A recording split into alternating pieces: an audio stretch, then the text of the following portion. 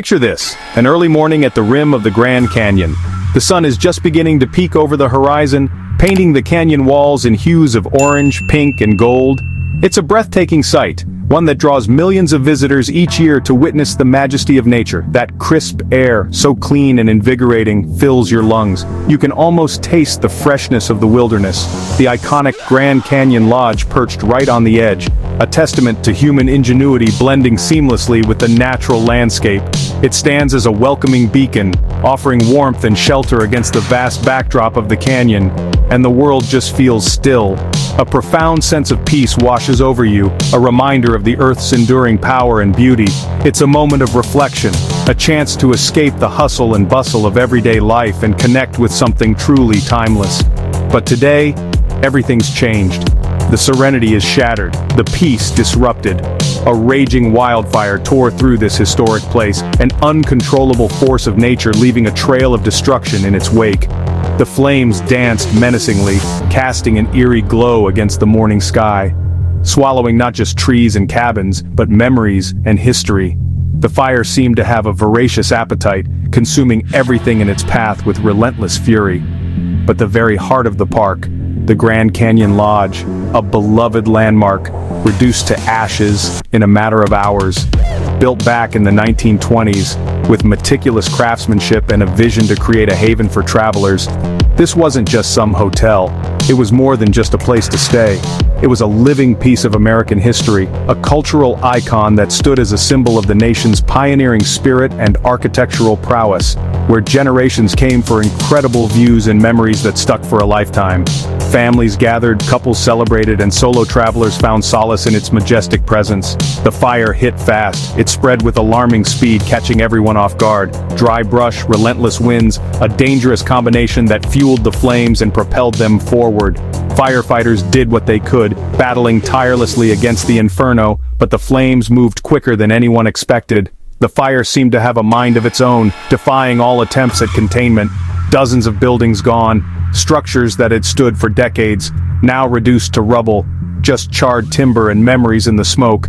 The air was thick with the smell of burning wood, a constant reminder of the devastation. Now, as if that wasn't bad enough, adding insult to injury, a dangerous twist, an unexpected and hazardous development, a chlorine gas leak right in the middle of the chaos, a toxic cloud threatening to compound the already dire situation. Imagine trying to fight a wildfire, already a Herculean task requiring immense courage and skill, while toxic gas is drifting through the air. A silent, invisible enemy adding another layer of complexity to the battle. Firefighters had to suit up in hazmat gear, slowing them down and limiting their mobility, back off when the danger got too close, forced to retreat from the flames to protect themselves from the invisible threat, and constantly watch for signs of exposure. Every breath a potential risk, every moment filled with uncertainty. Why does chlorine gas matter? What makes this leak so dangerous? Even in small amounts, even trace concentrations, it can burn your lungs and eyes, causing excruciating pain and long-term damage, making it nearly impossible to breathe, let alone fight a fire. Imagine trying to perform under those conditions. That slowed everything down. The response was hampered, the progress stalled. It made an impossible job even tougher. The odds were stacked against them, but they persevered. Officials quickly declared a state of emergency, recognizing the severity of the situation and mobilizing all available resources. Evacuation swept through nearby neighborhoods. Residents were urged to leave their homes and seek safety elsewhere. Families packed up what they could and rushed to safety, leaving behind their possessions, but carrying with them the hope of returning someday. Fire crews, already stretched thin, pushed on, fueled by adrenaline and a sense of duty, determined to save what was left.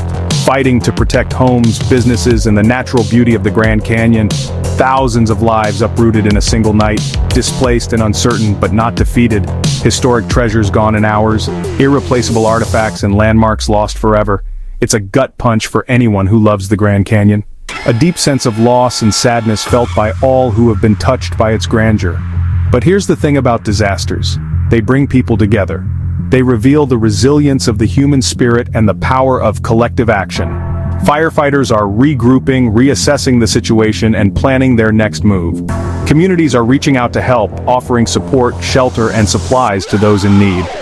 And there's already talk of rebuilding, of restoring what was lost and creating something even better. of learning from this, of identifying vulnerabilities and strengthening defenses, and making sure the Grand Canyon's legacy lives on for future generations. Ensuring that its beauty and history are preserved for all to enjoy. The sun will rise again over those iconic cliffs, a symbol of hope and renewal, even if the view looks a little different for now. The landscape may be scarred, but the spirit remains unbroken. This isn't the end of the story. This is just a chapter, a setback on the road to recovery. Want to keep up with this story and other big events? Stay informed and engaged with the world around you. Hit that subscribe button, drop a like, show your support, and help us spread the word. And tell me, what does the Grand Canyon mean to you? Share your memories, your experiences, and your thoughts on this iconic landmark. Your thoughts matter, your voice counts. Stay safe, and I'll see you next time.